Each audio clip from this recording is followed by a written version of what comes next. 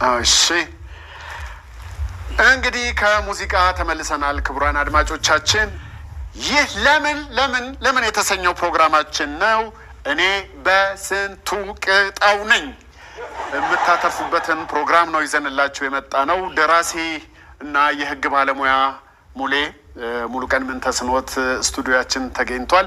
ጥሪያችንን አክብረ ስለተገኘ መጀመሪያ አስቀድመን በእኔና በአድማጮች ስም እጅግ በጣም እናመሰግናለን። ክብረት ይስጥልኝ።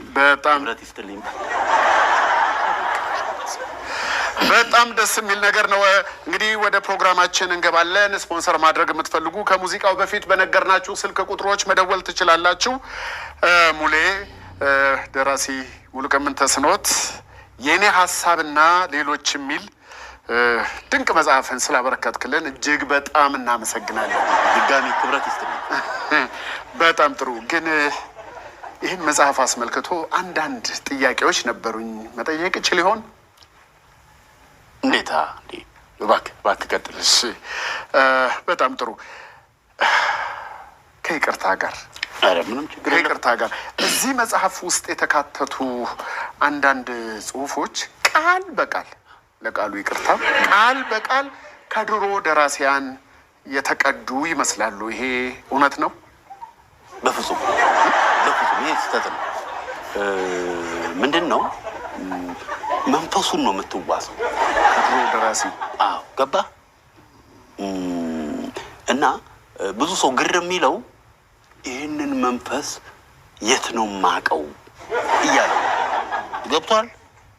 መንፈስ ደግሞ የኔ ነው አይባልም። ድባብ የኔ ነው አይባልም። ገባ። ቃል በቃል እሺ ይሁን። እንግዲህ አድማጮች አስተያየት ካላችሁ ልትልኩልን ልደውሉልን ትችላላችሁ። ሌላው እዚህ መጽሐፍ ውስጥ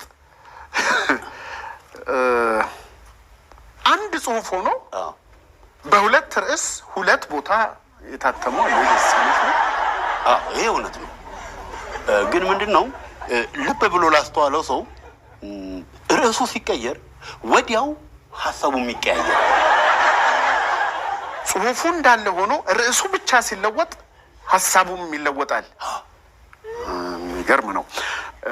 ሌላው እዚህ የኔ ሀሳብ በሚለው መጽሐፍ ውስጥ አንዳንድ ታሪኮች የደራሲው እውነተኛ ታሪኮች ናቸው የሚል ሀሳብ ይነሳል። ይሄ እውነት ነው?